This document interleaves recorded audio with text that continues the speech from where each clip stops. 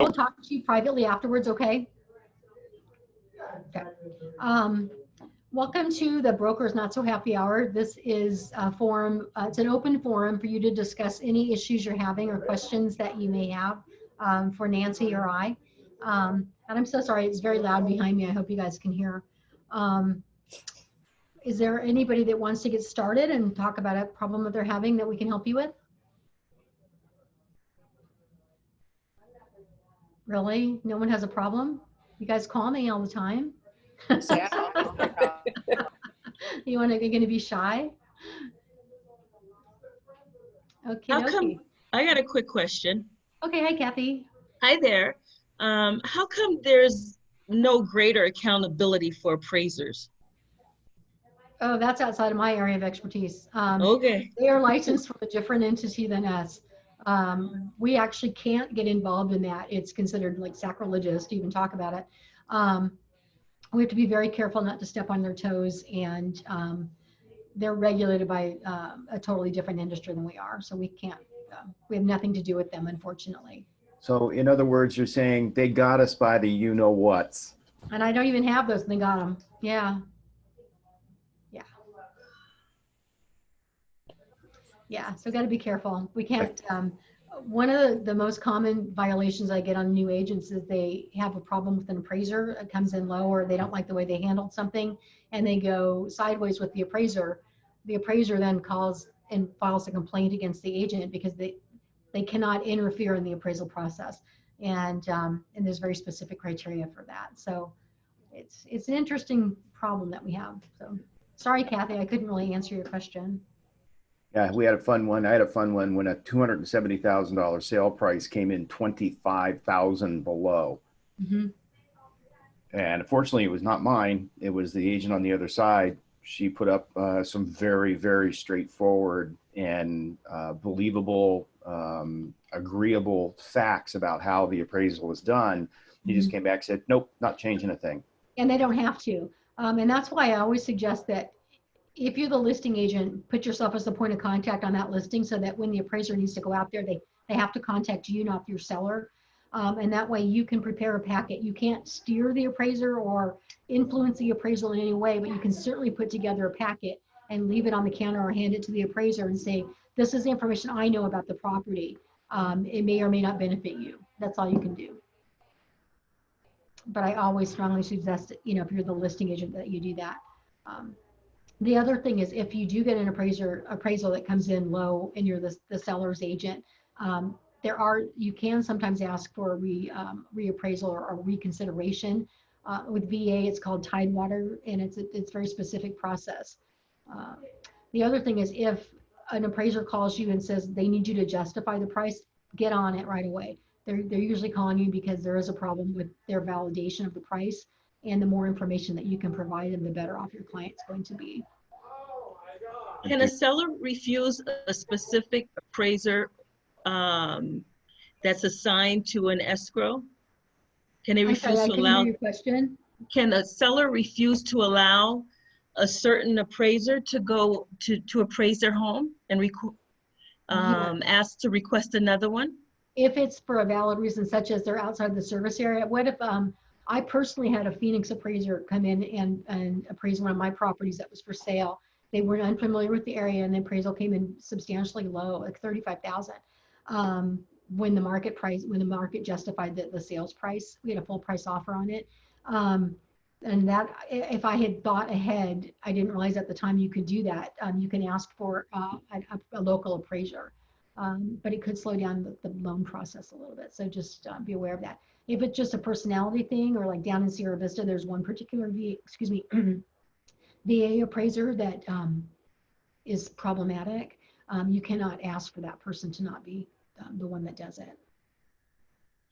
So is breaking kneecaps illegal? I can't answer that question. Okay. But I think that okay. Judgment and still get caught. Yeah, Kathy, it is. But I like the sentiment. Yeah. Exactly. It's only illegal if you get caught, Kathy. Call me. There we go. As your broker, I would suggest you probably don't do that if it's real estate related. If it's not real estate related, it is what it is. So, What else? I know that Nancy and I have been getting an enormous amount of calls lately, and a lot of them have to do with the Binzer. We're still having problems with people understanding Binzer process and things like that. How are you all feeling about your Binzers and what you're seeing on those recently? Dan gave me a thumbs up. Everybody else is silent. Well, basically, a lot of the stuff we've talked about has been very helpful. I have not had Binzer problems in the more recent time here, since we have talked about Binzers a lot in these previous meetings at the office. But anybody that's recently, had something, yeah, bring it up, because Lisa was able to redirect me in several ways to write Binzers differently that have been much easier to not have contesting or problems with.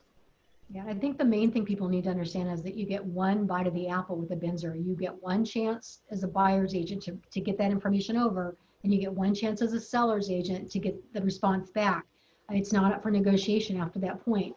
Once the sellers respond and the buyer has a choice, yes or no, I'm either moving forward or I'm not. I mean, that's where people get confused. They think that it's open negotiation, and it's not.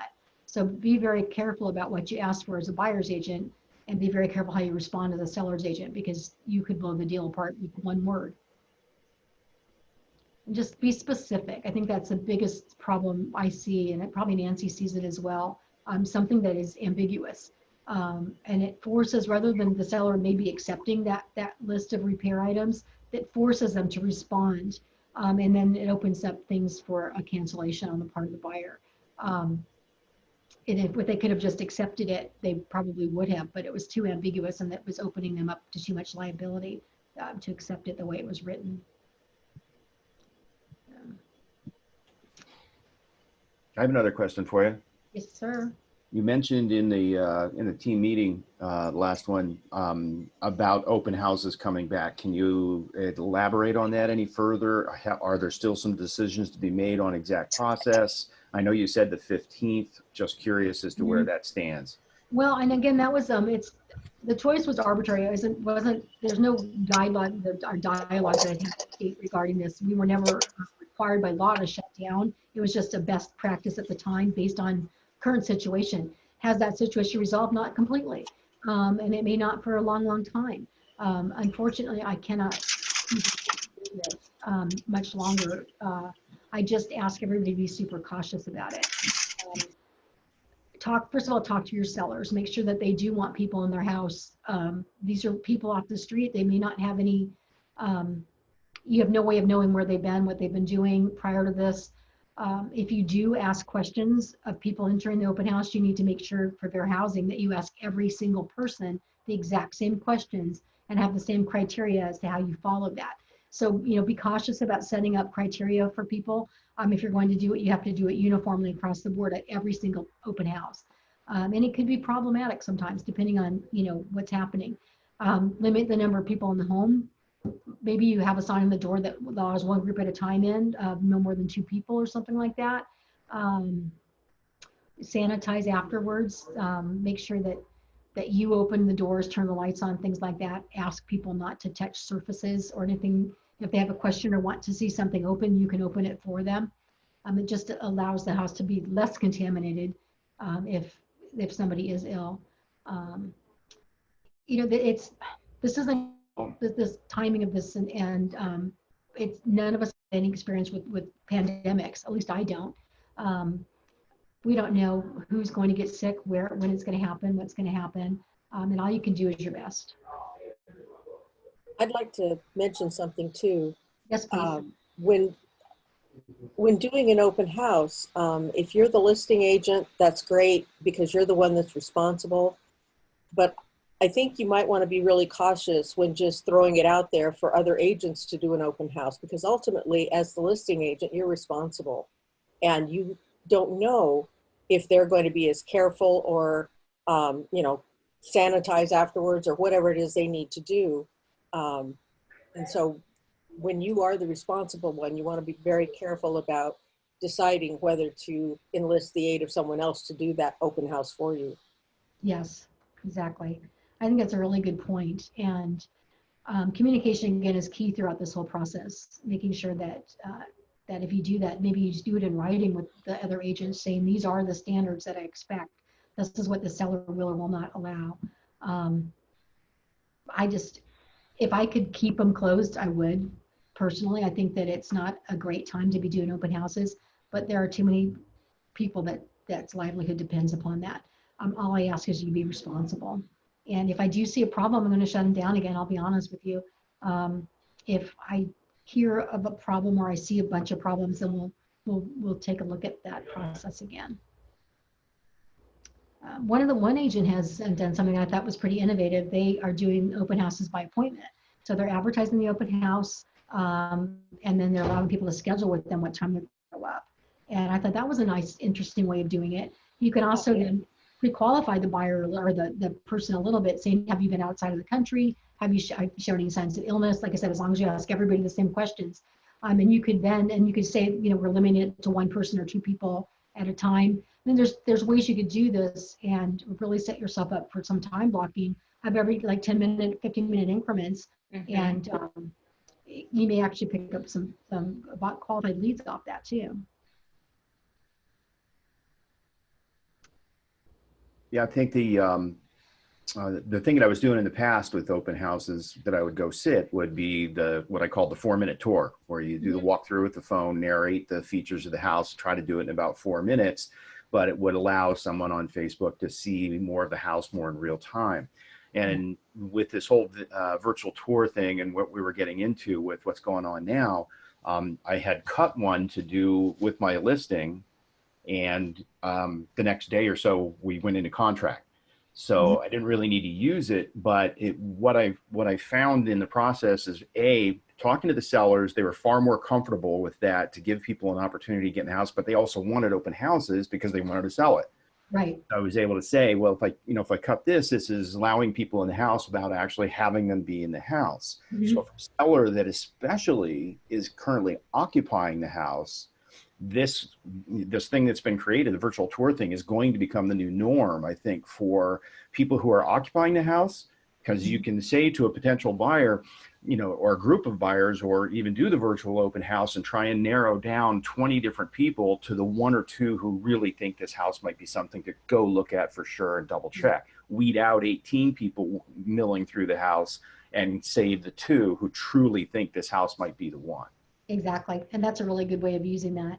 The other thing we need to be cautious of, if you are not the listing agent and you're holding an open house for something, you can't video that and show that property without permission of the seller and the listing agent.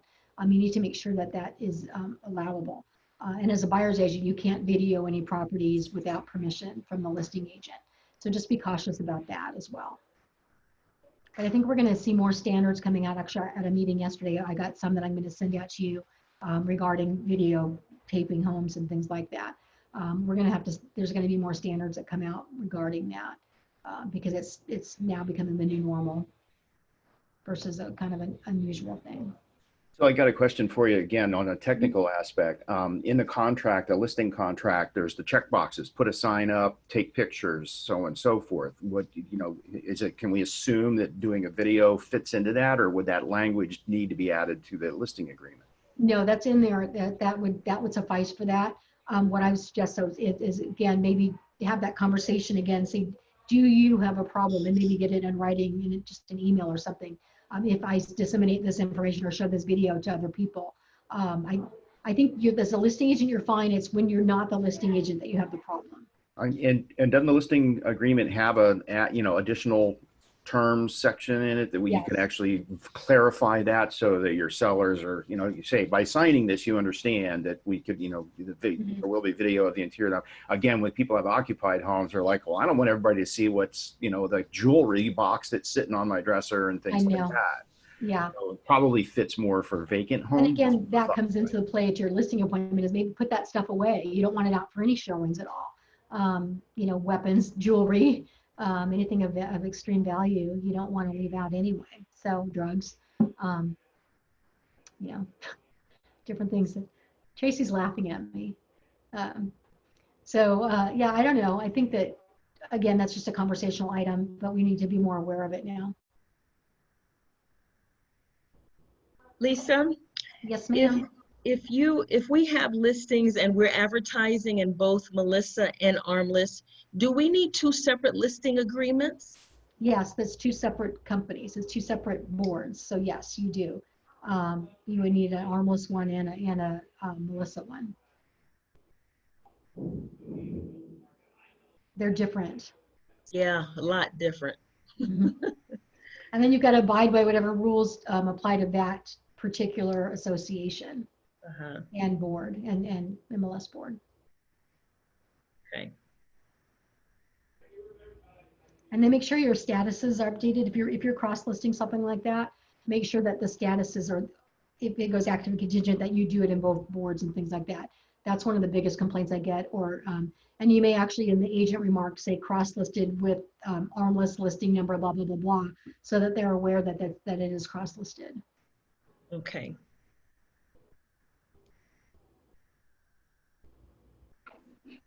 As a technical term, blah, blah, blah, blah, but yeah. Lisa, did you already cover coming soon? I can't hear Anything? you. Oh, how about now? Can you hear me now? Yes, I can.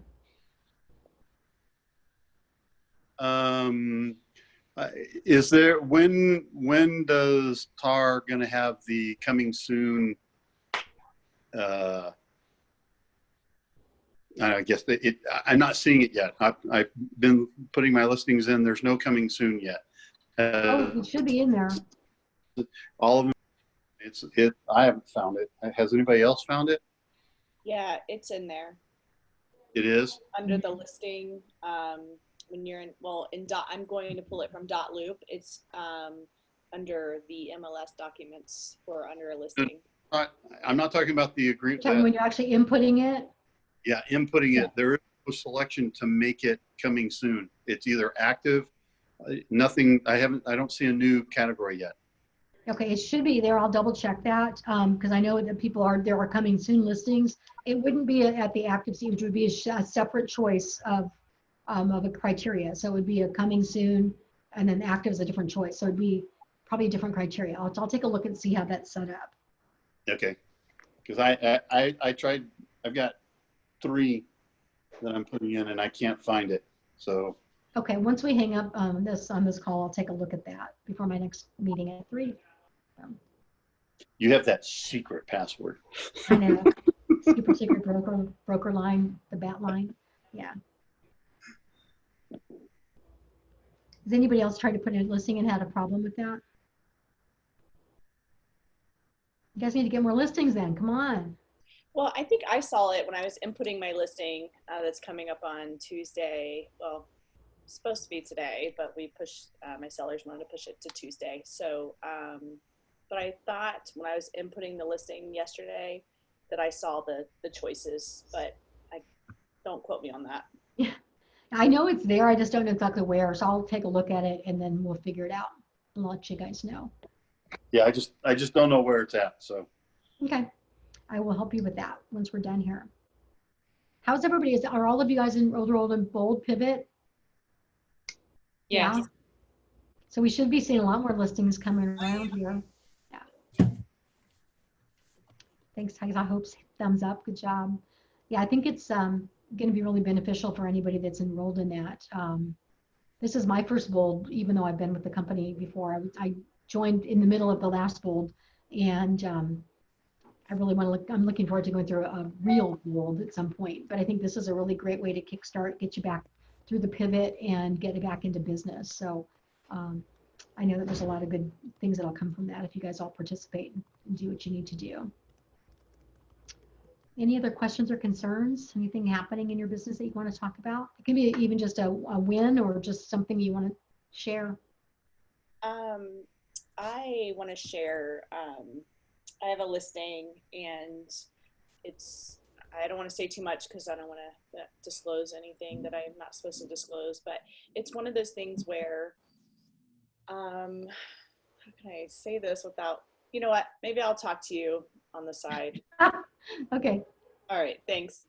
That was a. Sorry, after you're thinking about it, you're like, oh, maybe I shouldn't, not in this. Come on, Well, Amber, you got us all hanging on the cliff I now. know, now we all want to know. What's the Inquiring story? Yeah, just don't say any names. Yeah, okay. Well, I have a senior, and no email. So it's a little bit challenging to have to, and living out in Vale, and she lives northwest of Tucson. It's kind of It's old school. It's the way we started. It is a challenge, and you don't realize how dependent you become on technology. But but I had mentioned she probably should do an estate sale with the belongings in the property because she's planning on moving and she's not sure because she can't move everything with her. So I'm not sure how to help her with that. I can't force her, obviously, to have an estate sale. She asked if I could sit there, and I'm like, I can sit here with the estate people, but I am not in this conversation. This is between you and the company that is going to do do an estate sale. Does she have any family members in town? None. None. Zero. Does she have any family members that could consult with her and help her make a decision? She does have a cousin, a distant cousin, which is why she's moving to Florida to be there. I guess I can call her or. No, you can't call her, but your client can call her. You just recommend that they reach out to a family member that is outside your area of expertise. And while you will help her facilitate whatever she makes a choice on, you can't be a part of that choice. Okay. Yeah, because she keeps looking at me because I've been helping her get her house prepared for listing. So she confides in me, but I told her at the end of the day, I'm here to sell your house. I'm not here to sell your things. I'm here to sell your house. It's my job to sell your house, not the stuff in it. Now, if somebody asks for it in negotiation, as far as when your house is on the market, then obviously we'll talk to you, we'll go through that. Be careful about that because a lender is not going to want to see that on the contract. You'll need to do a separate bill of sale and usually like $1 or something like that. You don't want to, And I told her it would be a separate bill of sale. Like it's her selling it to whomever. It's not in the actual. Yeah, and we can talk about the outside of this conversation, but there are problems with that as well. Timing of that, do they pay for it at that point? If not, then it needs to be out of the house before it transfers or it does become their property. So there's all kinds of moving parts that need to be addressed in that. So be very careful about that. Okay. If she does want to do an estate sale, I've done those at other homes with clients, and they've been really happy with the results. They just have to make the decision of what goes, what stays, the pricing, the timing, things like that. Well, in this situation, she doesn't have anywhere to go. So she wants to stay in her home while the estate sale is going. And, I said, that's between you and the estate company. How you guys work that out, I'm not going to get involved in that. Yeah, I would just sit down and have a really honest conversation with her about her plans and her timelines. And if this happens, this is the result of that, the consequences to her decisions. And then you may just have to tell her you can't help her in that respect, but it is going to affect your sale. Yeah. Okay. That was no help, sorry.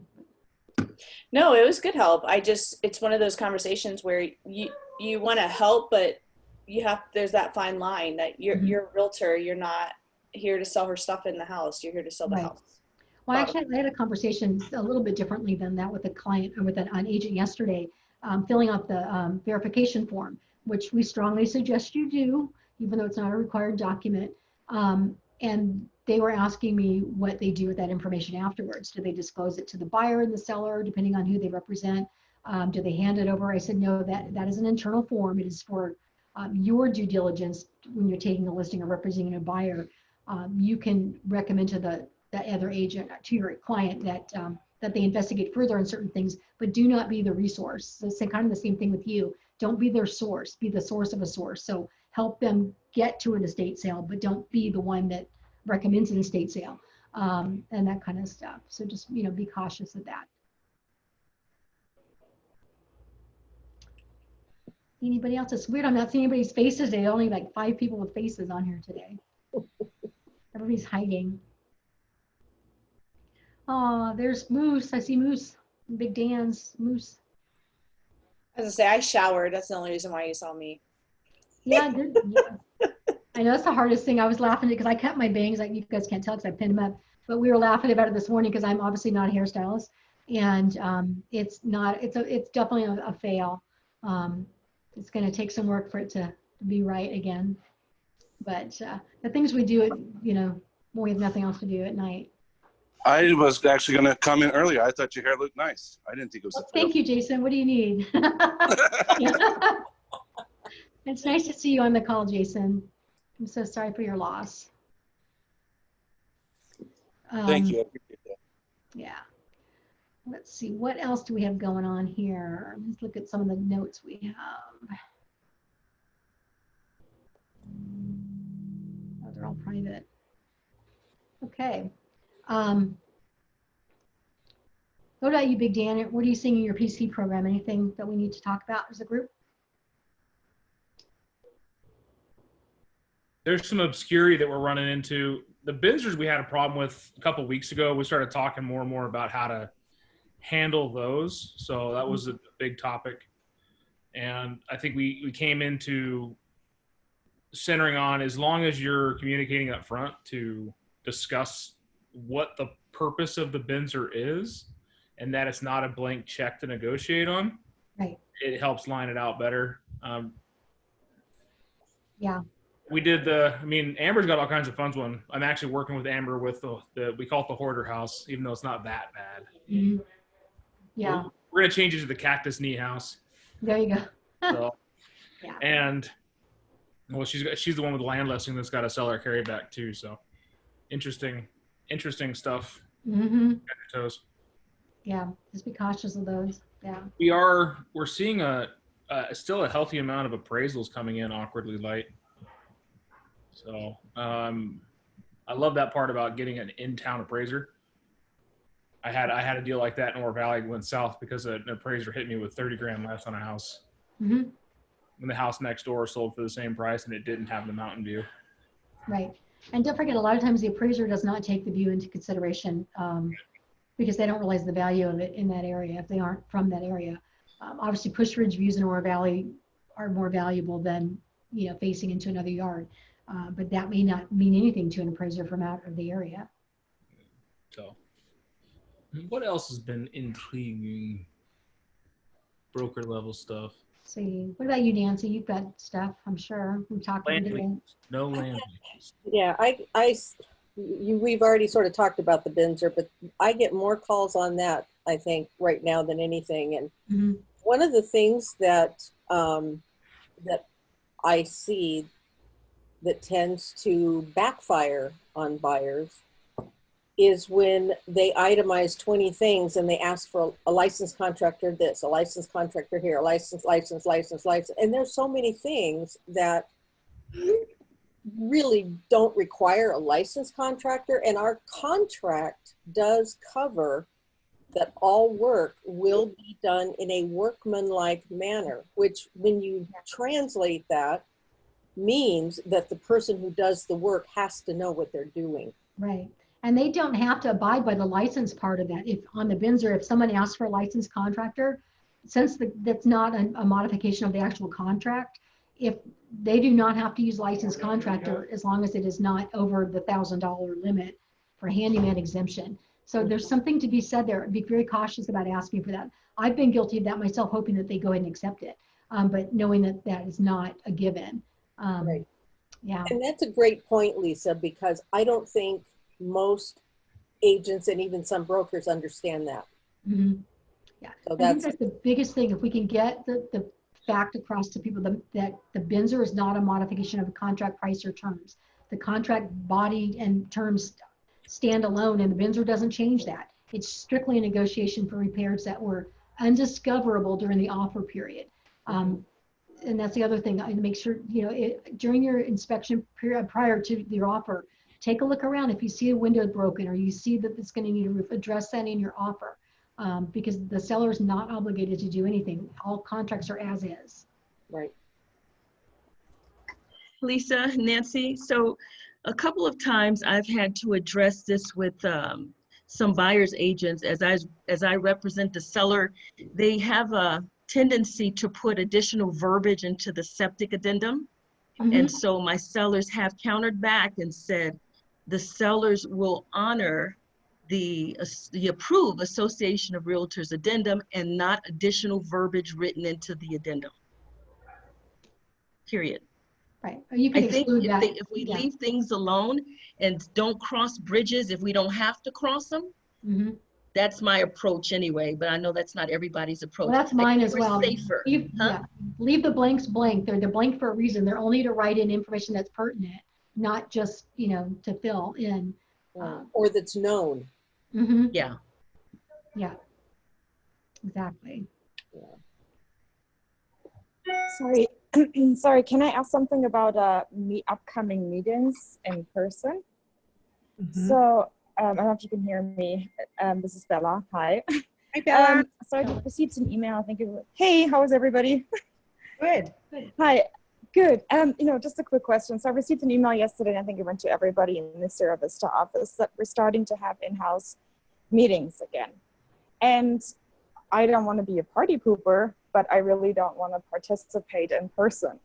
Sorry, but I've been really trying to social distance, you know, for the entire time. And it's just something that I would like to continue to do without, how do I say that? Not showing engagement. Does that make sense? Yeah, and you don't ever have to attend meetings from now on. For the foreseeable future and perhaps forever, we will be doing our meetings on Zoom as well as in person, so that if you're not present, you can still participate via Zoom.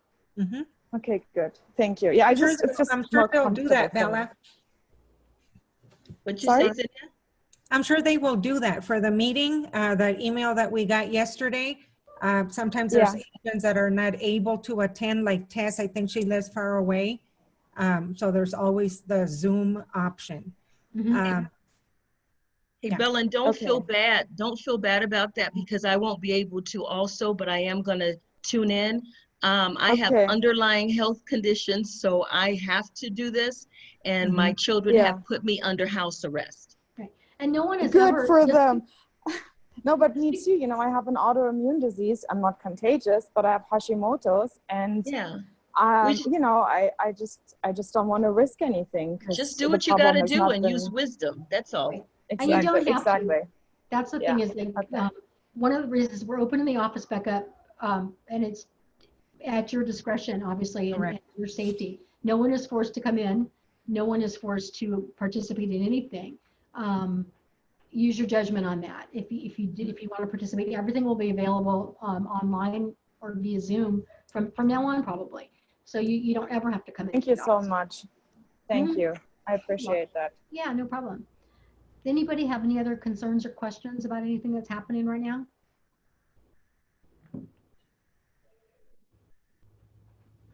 Nothing?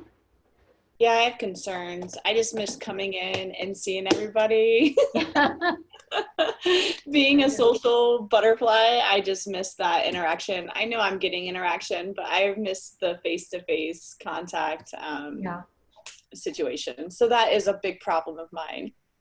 I know, and it's tough, especially with smaller children. Luckily, mine are grown during this. I was talking to some agents here the other day that if my kids, when I had the 4 small children, if I had to be home working full time and homeschooling, I don't know if I could have gotten it all done. I just don't know if it's possible. I would have felt very isolated. So reach out to us. If you need help with anything, if you even need childcare, let us know. I'll help you out. It's not a problem. That's what we're here. We're a community. Yeah, it definitely can be challenging when you're trying to take a call. And, well, as you just saw, you know, it's like. That's normal. It's the new normal. Yeah, everybody expects that. So don't be too hard on yourself with that. And I think like even with Dan's got his doggy, you know, laying there by him. I actually like the feel that we've all gotten lately where we've gotten to know each other a little more personally, behind the scenes. Everybody's a little more relaxed. I think it's a good way for us to be. I think it's brought us all close together in many ways, even though we're further apart physically. And I get to talk to people I might never see in the office on a daily basis. So it's kind of fun. It's really nice. I just talk to you guys way too much. Except for Dan, I see him all the time. Way too much. But, yeah, I can't pick everything. No. He's gone now. He just left. No. What about, let's see, Kristen just joined us not too long ago. Kristen, you're a buyer's agent. What do you think, Kristen Breeding? Are you seeing any specific buyer-related problems? Not to put you on the spot. She's not going to talk. Any buyer's agents seeing specific problems out there right now that they're running into? I have buyers that are trying to get approved for the payment plan stuff, but they, just so everybody knows, they're like behind because there are a lot of buyers, because the interest rates are so low, that still need assistance. They are definitely behind. Normally, talking to my mortgager or the people that deal with mortgages, they say that they are definitely taking a long time for that. Yeah. The other thing is that those of you that have a lot of military clients, they're still not PCSing people right now. So a lot of people are getting pushed back further and further in their timeline. So that's going to affect your transactions as well. And that's where it'd be really nice to use the COVID addendum or something like that in your contract. That'll help in those situations that if their transfers is delayed because of that. You know, and this too shall pass. I know it seems like it's never going to, but it will. We'll find a new way to settle down and do business. It's unprecedented. No one knows what's going to happen or what's going to happen with the market or how things are going to go in the future. But we're still really busy and everybody's able to still do their jobs at this point. We need to consider ourselves very lucky and then continue to find a way to do it that works.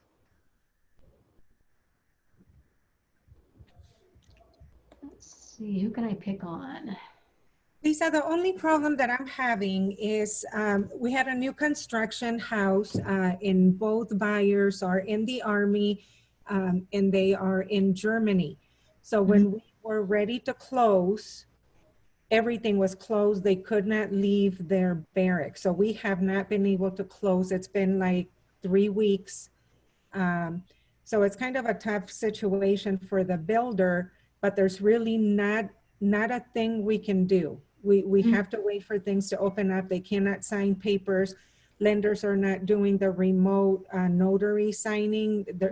Things are just not available. We have done a lot of research and tried every way possible. We just can't do it. We just have to sit there and wait. So that's the only one, luckily, that I'm struggling with, but the builder understands it's not the buyers. It is what it is. We just have to wait. It seems like in Germany, things are opening back up. So we might be able to do it hopefully this month or soon. Just make sure you get everything in writing. Make sure all your extensions are in writing. Yeah. Communication alone does not extend a contract. And that's one of the things I'm seeing right now is a lot of, and I know Nancy's getting those phone calls too. We were supposed to close a week ago. We aren't able to because of this XYZ reason. The problem is you're in breach of contract at that point. No one's cured the other party. No addenda have been signed. So make sure whatever you do that you get a paper trail and you protect your client. It's super easy to do. Yes. Thank you, Lisa. Oh, you're welcome. I owe you a phone call too, Zinni. I'm sorry, I meant to call you back yesterday. I figured it out. Thank you. Oh, I spoke with Nancy. Okay, thanks. Oh, thank you. That's the easiest call yet. Yes. Let's see. Leah Basham. I haven't seen your face. I'm going to pick on you for a second in a nice way. You're now, you were part of a team. You're now a single agent, correct? How are things going for you at this time? So I'm not a single agent per se. I mean, licensed, yes, but I have actually joined a team as a TC. So for another single agent. So yeah. So I don't know if they've made the announcement, so I'm not going to say names, but yeah. Perfect. Well, I'm glad to hear that. You're an amazing team member. So that's perfect. Thank you. Thank you. It's nice to see your face. Likewise. I enjoy these meetings. And Charity, I'm going to pick on you for a second. You do a lot of interesting things down in Sierra Vista, Cochise County area. What are you seeing down there that's problematic right now? The one thing, well, this has been ongoing, and Kathy mentioned it earlier, was the appraisals. Mm-hmm. Yeah, and that's So- across the board. Yeah. Kind of. Are you seeing it with VA appraisals mostly, or just any type of appraisal? VA appraisals. Yeah. VA. Yeah. Yeah. And those are where I've seen most of the problems over the past 6 months has been the VA appraisers. And there's a very limited pool of them down in your area. So you get the same ones that are problematic over and over again, and there's nothing we can do about it. Believe me, I filed whatever complaints I can file, which I've got to not say too much about that, but it's very difficult to change that situation. Yeah. Yeah, and it's been ongoing for years. So. Yeah. Yeah. Mr. Kentnor down in Sonoyta, what's happening in that market? Charlie? Wake up, Charlie. Charlie, you with us? Charlie, mijo, wake up. You never know if they're on a phone call or have to step away for a second if you can't see their face. And we'll get back to him. I know I think business is still going pretty well down there. I will say that since Bold has started, I've started to see a lot more well-lit rooms. Except for mine. Well, yours is more lit than the other one was. You think? Yeah, just add light on your life. You guys are missing out because I've got my office set up in my bedroom. So I've moved out of my dad's house. Yeah, 33-year-old man saying that. Into my bedroom, into my house. You got out of the The house basement? is consumed with yelling, breaking of stuff, clanking stuff around, also known as tile guys. Well, at least you're grown up now, so I'm a real boy again. you're a real man now. You're a homeowner. That's actually really exciting. I'm so proud of you for doing that. I think that's one of the things that is so important to building your financial wealth is to own a home. And so many people miss out on that opportunity. Right. Look, when you're my age, think how far along you'll be. I'll be your age. Yeah. And you'll have kids your age. Yeah. Stone will be tired of real estate, and Moose will have a hell of a life. There you go. Exactly. Well, Nancy and I are getting a phone call right now. We always, she took it. We have a few frequent flyers that. If there are any of my people, let me know. Direct them my way. Well, I need a list of your people actually, because I don't know exactly who your people are, but we will talk. And again, we never mind the calls. If I can't, obviously in Zoom meetings nonstop right now, it seems like, so I can't always answer your calls, but Nancy's available if I'm not usually.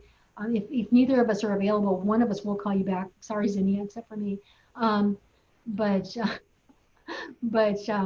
we do try to get back to you. Sometimes we have, like yesterday, I had 70 phone calls and I couldn't get back to everybody. I was on the phone till 9:30 last night, and frankly, I'm too old for that. I can't do it. So we try to talk to people between 8 a.m. and 8 p.m. and then we have to cut it off at some point, or we're just going to get burned out. And I am going to talk to David about bringing another managing broker on as well. We have business to justify that, and we're going to take a look at that soon.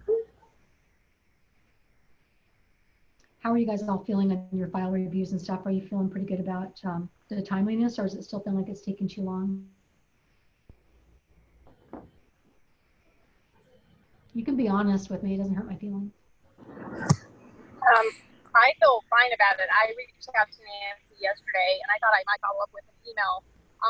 I believe for a verbal, I've been doing pretty good with file review, but I just want to make sure I'm on track. And I don't know the best way, maybe just an email would be sufficient.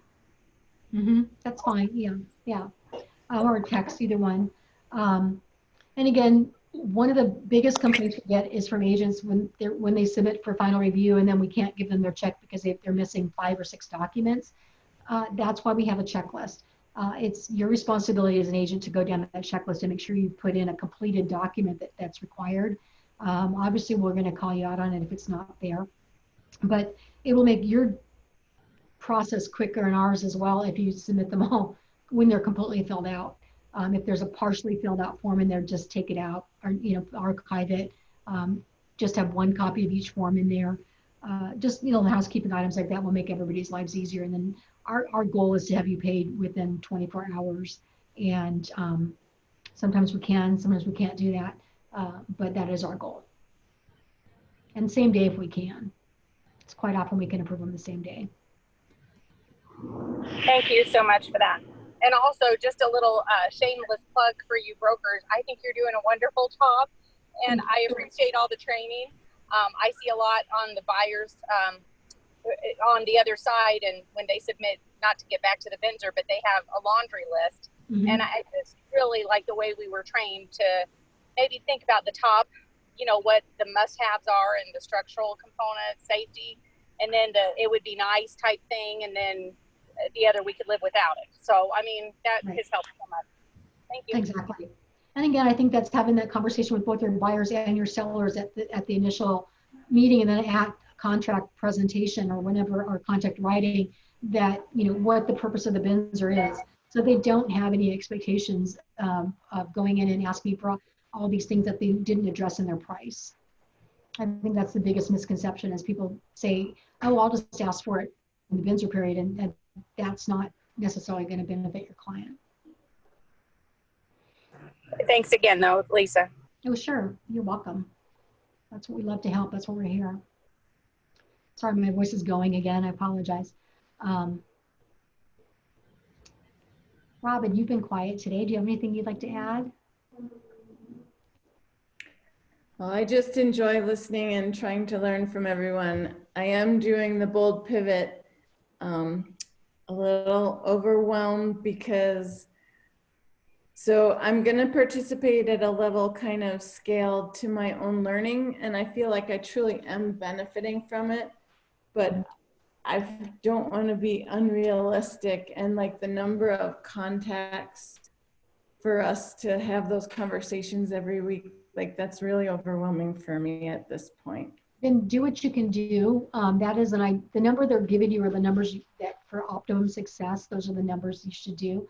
But you can scale it back a little bit based on what you're able to do. Right now, things are difficult for a lot of people, and they don't have the time, or they don't want to make the time. I hate to say that, but that's sometimes the reasoning.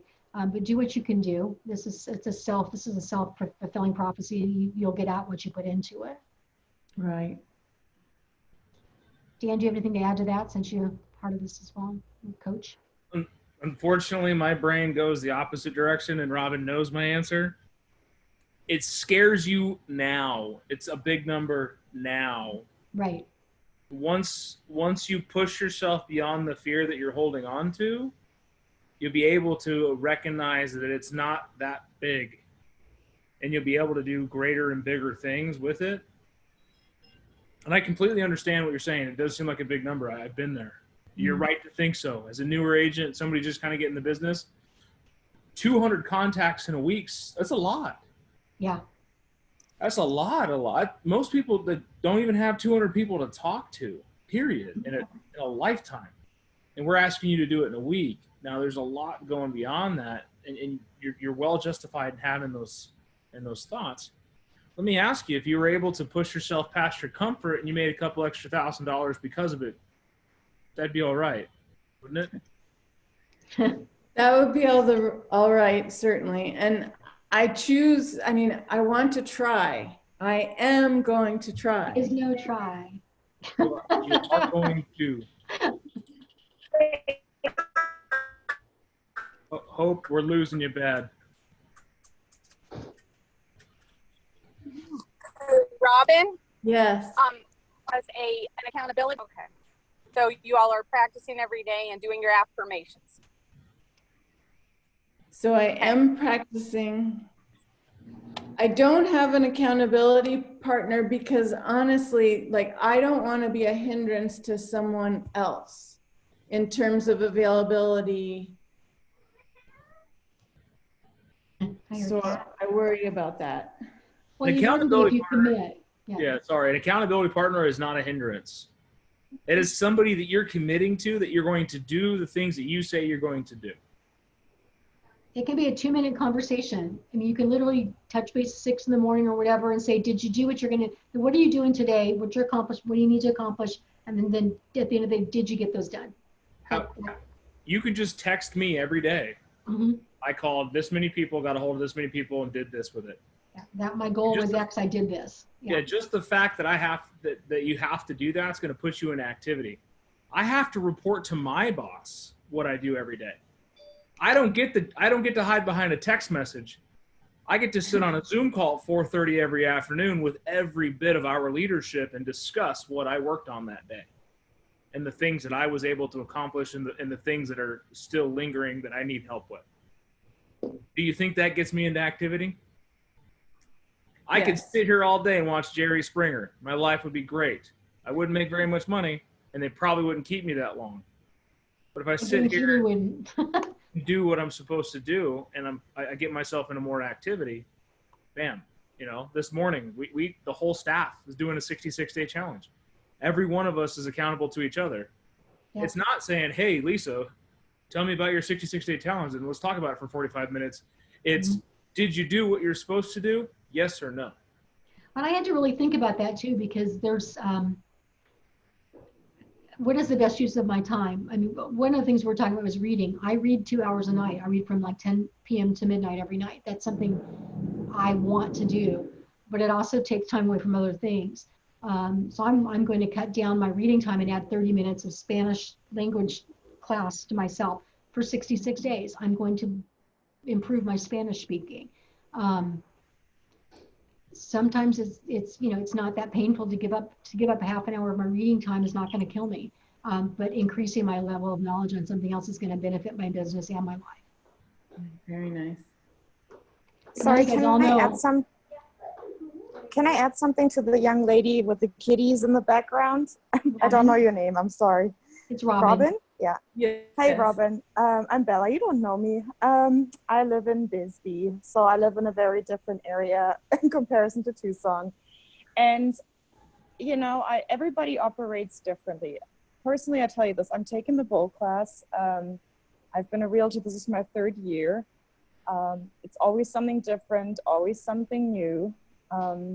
But yeah, it's definitely different than I would normally operate. And I am not comfortable with cold calling. It's just something that I really don't like to do. And maybe you feel uncomfortable doing that as well. But I just want to tell you that you're not a hindrance, okay? I can give you my number. If you ever want to chat with someone who is private and introverted and silly, you know, it's really good to have someone to brainstorm with, to run your ideas by, and to have an exchange. Who is in the business, who has a different point of view, who can help you overcome your challenges on no matter what level it is. And there are a lot of things that are very motivational that, you know, when they're talking about the affirmations, maybe someone who might speak to you is Louise Hay. She was very positive and the queen of affirmations years ago. And then also, if you are a more, you know, quieter person, you would like to take things in a little bit, do read The Shift, because it really has a lot of very important and interesting information that you can apply in a more quiet manner, you know, in your own time. So just things like that. So you can be very I wish you well. About your personality, yeah. Oh, Yeah, I yeah, appreciate really everyone's what support works for so you. much.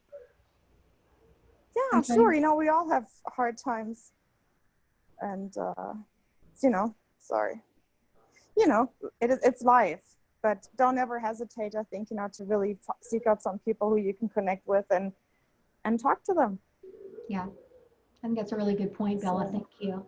One of the things I caution people against is if you're naturally introverted, perhaps get an accountability partner that's a slightly different personality than yours, because the worst thing is to just affirm each other's non-ability to do your job. I am very shy, and I also don't like to talk to people, surprisingly enough, even though it is my job. If I could find a way to not ever talk to anybody again, I'd be super happy. I don't need to talk to people to be, you know, to fulfill myself. but I've overcome that problem, that objection in my mind, and I've learned how to call people. I don't think of it as cold calling. I think it's just initiating contact. To me, that cold calling concept sounds so brutal, but just picking up the phone to initiate a contact is not difficult at all.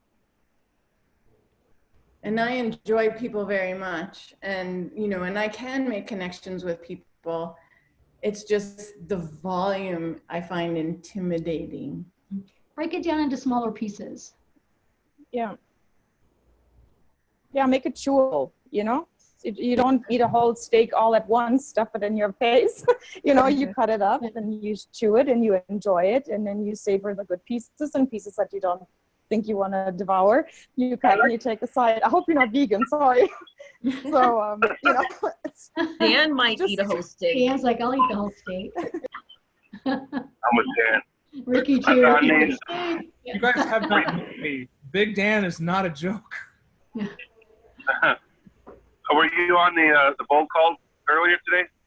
Yes. On, no. Who was it that was having a hard time?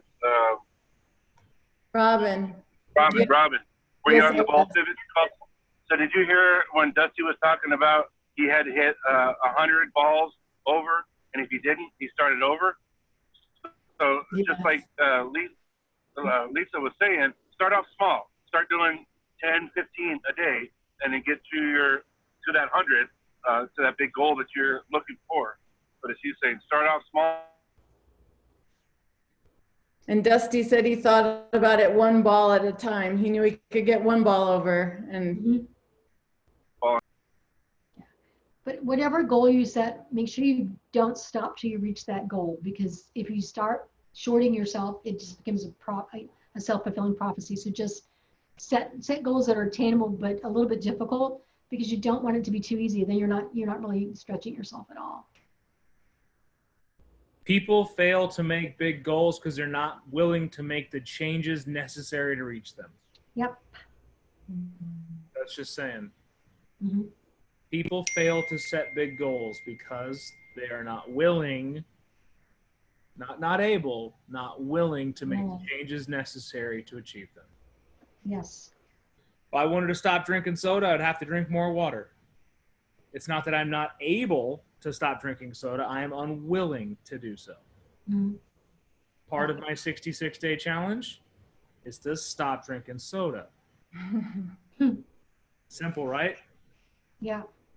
Not really. Not Get your water bottle. Yeah. Yeah. Simple, not easy. Only today they talked about, I'm sorry, go ahead, Hope. Oh, just simple and not easy. Yeah, for Dan. I'm on a 66-day challenge too. Do you want to share what yours is, Hope? Sure. It is, the good news is I was kind of doing it before. It's 45 minutes of outdoor workouts. So the point of it is that the conditions may change, the weather may change, but you get out and you go anyway, because life conditions change. So that is mine. And I've been consistent. And my accountability partner is Ellen, and she's a PC coach in Scottsdale, Phoenix area. So we've been reporting our stats every day, how far we go, mileage wise. So good. I'm proud of you. That's great. That's really good. So one thing that may help is getting something on the calendar. My accountability partner and I have a 9 a.m. Monday through Thursday that I can count on him calling me, or vice versa. So getting it on my calendar for accountability and role play has really helped. It's right after our ramp up call. Mm-hmm. That's all. Thank you. Yeah. And those of you who would love, I mean, I can't do every ramp up call, but Dan's on every ramp up call in the morning. Correct, Dan? You're there every morning?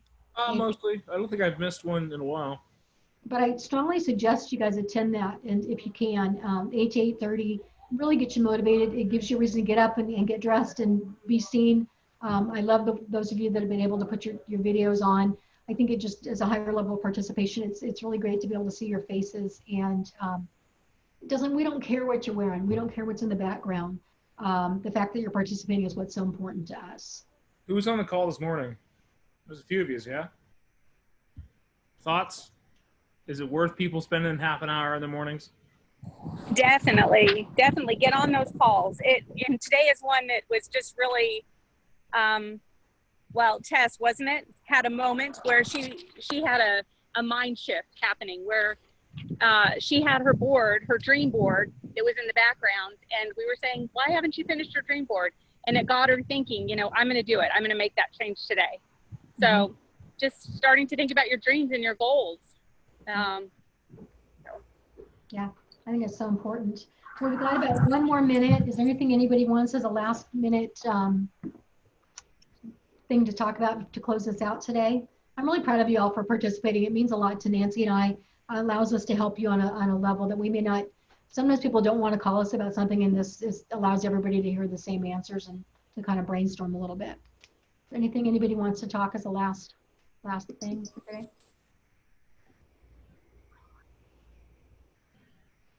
No. Alrighty then. Thank you so much for joining us today. We appreciate you all. I really am proud of you all for sticking through this and attending as much as you're doing, participating in BOLD. We're going to come out of this stronger and better agents, and can't wait to see where our company goes in the next 6 months to a year. It's going to be amazing. So thank you all so much. Thank you. Thank you. This was great. Nice to get to put a face on all of you too, because I know, right? I don't know all of you. So I appreciate getting to see you. Thanks for joining us. Thank you, guys. Thank you. Great call. Bye. Lisa, Bye. I just